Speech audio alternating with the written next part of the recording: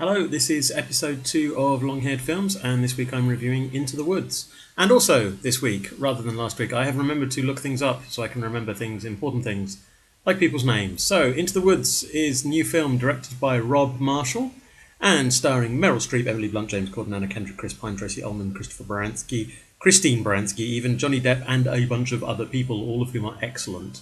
And it is a musical, so this is the first musical that's come up on Long-Haired Films. It's week two, and we have a musical. So, confession time, everybody. Huge musical geek here, okay? Huge musical geek. So you may see more of these. You may see undue frothing about how exciting films that are musicals are. Had a really good time with this. It's based on the Stephen Sondheim musical, which has been around a good long while now.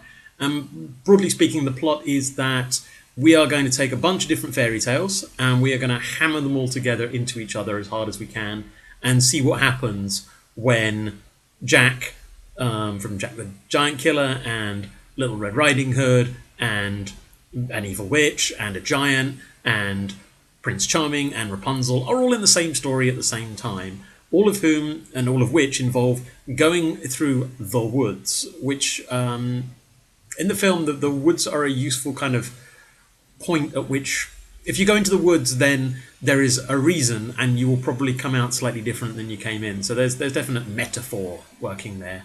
A lot of things happen in the woods. Very little happens that is not in the woods. And a lot of people have to run around and find things and get things and put things together and then get defeated by things and then have to put them together again. And the kind of stories that you're expecting, so the Little Red Riding Hood story, for example, that one's over fairly quickly.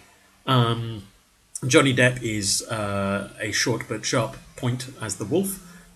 He is frankly doing Johnny Depp as the wolf, but that's fine because I like Johnny Depp and I like Johnny Depp being Johnny Depp and doing the kind of awesome, slightly sleazy stuff. I've heard some things that this has been toned down a little from the stage show version, and you can see why, because it is uncomfortable enough as it is seeing a man dressed in a kind of suit sleazing up to a young, innocent-looking girl. And yeah, you could probably push that a bit further in an actual musical where your young girl is probably a little bit older than she's playing. So yeah, a lot of the main kind of parts of the story are done and dusted about 2/3 of the way through, and that leaves the last third, which is what happens afterwards. You know, if you are Cinderella and you've met your prince, what's it actually like? He has some lovely lines. Him and the prince that ends up with Rapunzel have, I agree, probably the best sort of individual moment of the thing, which is the Agony song, where the two of them have a kind of dramatic off over a waterfall, complete with much rending of shirts and looking manfully into the distance and generally being very upset about how awful everything is, despite the fact they're rich, privileged white guys. This, may spark some people's interests in, the irony stakes.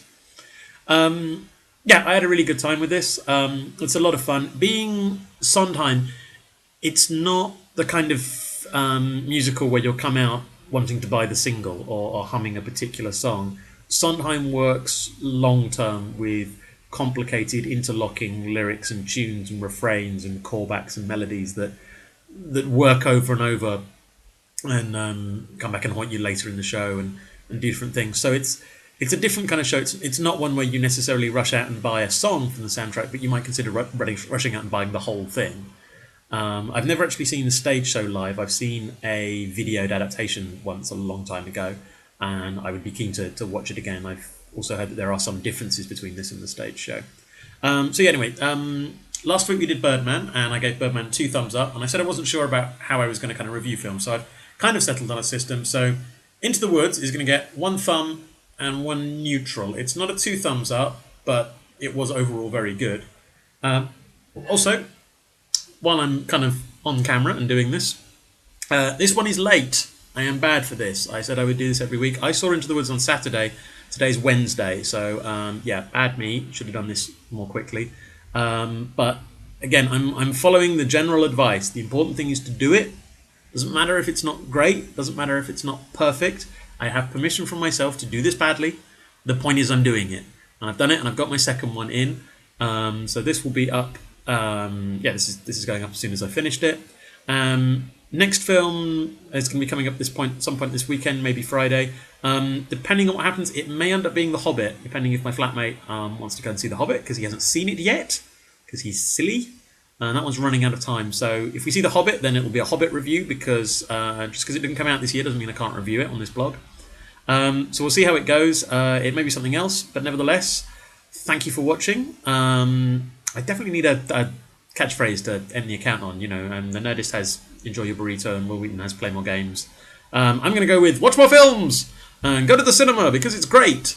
And if at all possible, let me know what you think. Thank you very much for watching, listening, enjoying, I hope. Leave comments if you want to. Comments would be nice. And I will get another one of these up as soon as I've done another one. Thank you. Have a nice day.